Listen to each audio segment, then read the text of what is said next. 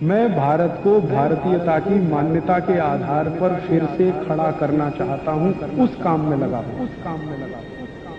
भागवत जी 3500 साल पहले कहते हैं कि सुबह का खाना सबसे अच्छा, माने सबसे ज्यादा खाना है, सबसे अच्छा खाना है।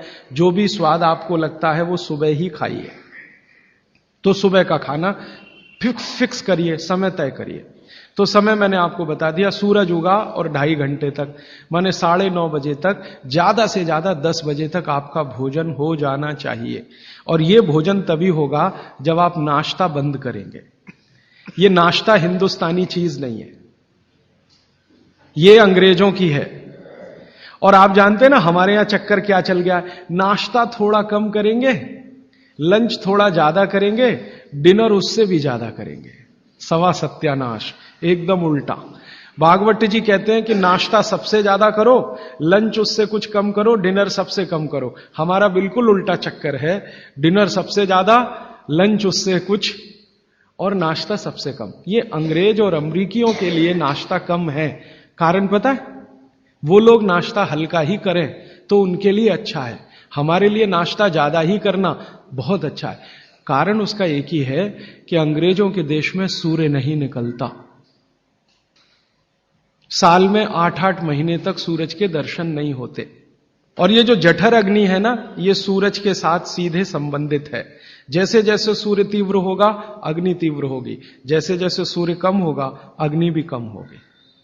तो यूरोप और अमेरिका में सूरज निकलता नहीं, साल में 8-8 महीने बर्फ पड़ती है, -40 डिग्री सेंटीग्रेड तापमान होता है। तो वहां जब सूरज है नहीं तो जठर में अग्नि हो नहीं सकती, तो वो नाश्ता हैवी नहीं कर सकते, करेंगे तो उनको तकलीफ हो जाएगी। इसलिए मैंने सबसे पहले दिन जो सूत्र बोला था, अपनी आबो हवा, अपना पर्यावरण, अपना वातावरण, अपनी तासीर, इसको ध्यान में रखकर ही चलें। तो आपके देश की जो आबो हवा और तासीर है वो ये कि हर दिन सूरज निकलता है, सुबह निश्चित रूप से निकलता है, अगले दिन भी निकलेगा, करोड़ों साल से निकल रहा है, अगले करोड़ों साल तक निकलेगा। इसलिए भारत में every morning is good morning, सभी सुबह अच्छी है। यूरोप वाले तरसते हैं गुड मॉर्निंग के लिए, अच्छी सुबह होती नहीं वहां। इसलिए हर एक आदमी दूसरे को विश करता है, may I wish you to have a good morning. इसलिए वो गुड मॉर्निंग वाले लोग हैं। हमारे यहां तो every morning is good morning. तो हम गुड मॉर्निंग में क्यों फंसे हुए हैं? तो गुड मॉर्निंग से निकलिए, नमस्ते में आइए, नमस्कार में आइए, वड़क्कम में आइए। ये गुड मॉर्निंग आपके लिए काम की चीज नहीं है। और ये गुड मॉर्निंग जुड़ी हुई है आपके पेट से। जितनी अच्छी सुबह होगी, माने सूर्य जितना अच्छा होगा, उतनी तीव्र जठर अग्नि होगी, उतना ही अच्छा भोजन करिए।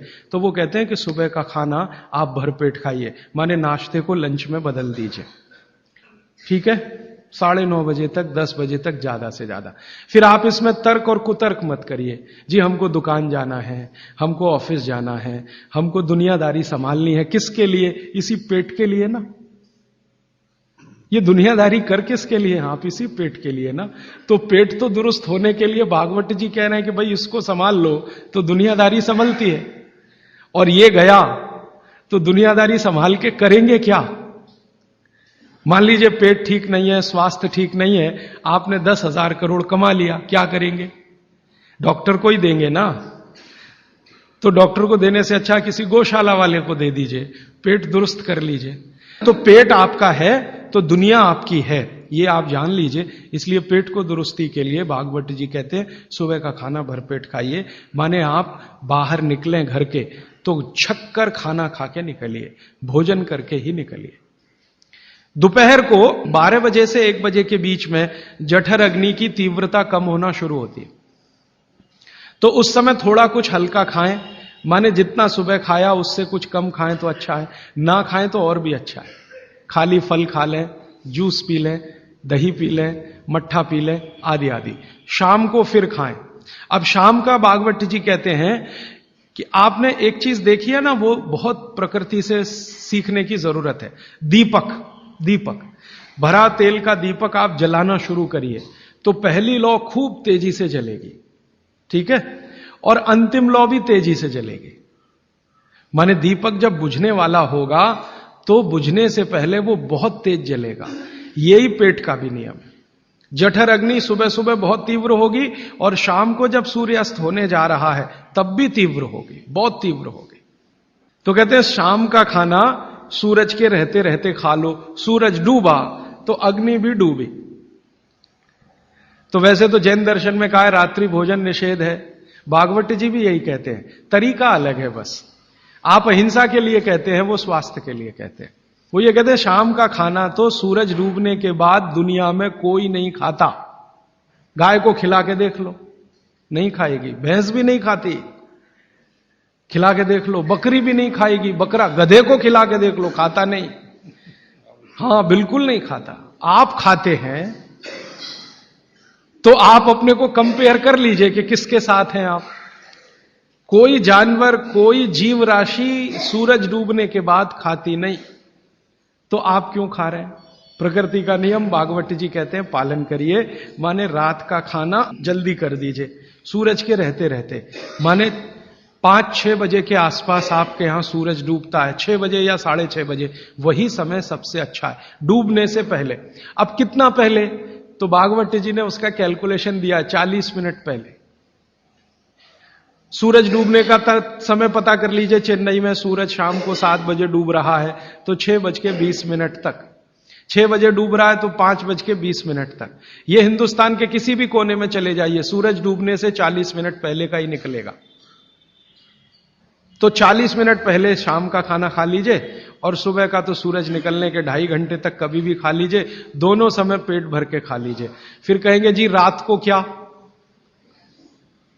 तो रात के लिए भागवत जी कहते हैं कि एक ही चीज है रात के लिए, कि आप कोई तरल पदार्थ ले सकते हैं, जिसमें सबसे अच्छा उन्होंने दूध कहा है।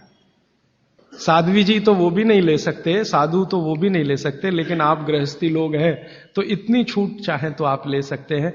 भागवत जी कहते हैं कि शाम को सूर्य डूबने के बाद, मैंने आपको कल कहा था, हमारे पेट में जठर स्थान में कुछ ऐसे हार्मोन्स या एंजाइम्स या रस पैदा होते हैं जो दूध को पचाते हैं।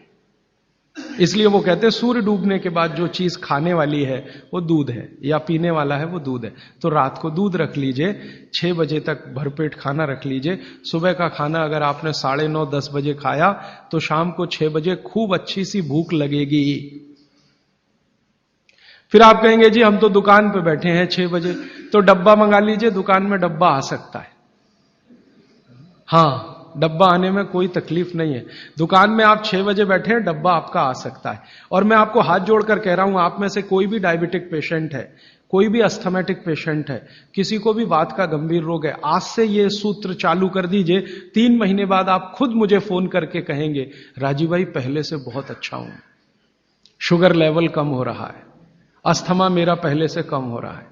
ट्राइग्लिसराइड चेक कर लीजिए और इस सूत्र को शुरू कर दीजिए। 3 महीने बाद फिर चेक करा लीजिए, पहले से कम होगा। VLDL, LDL आज चेक कर लीजिए, 3 महीने बाद फिर चेक करा लीजिए, बहुत तेजी से घटेगा। HDL आज चेक करा लीजिए, 3 महीने बाद चेक करा लीजिए, बहुत तेजी से बढ़ेगा। और HDL बढ़ना ही चाहिए, LDL, VLDL कम होना चाहिए। तो ये सूत्र भागवत जी का जितना संभव हो आप ईमानदारी से पालन करिए, वो आपको स्वस्थ रहने में बहुत मदद करेगा। दोस्तों सबसे पहले तो चैनल सब्सक्राइब करें, फिर लाइक, कमेंट और शेयर करें। और हाँ, हमारा एंड्रॉयड ऐप डाउनलोड करना ना भूलें।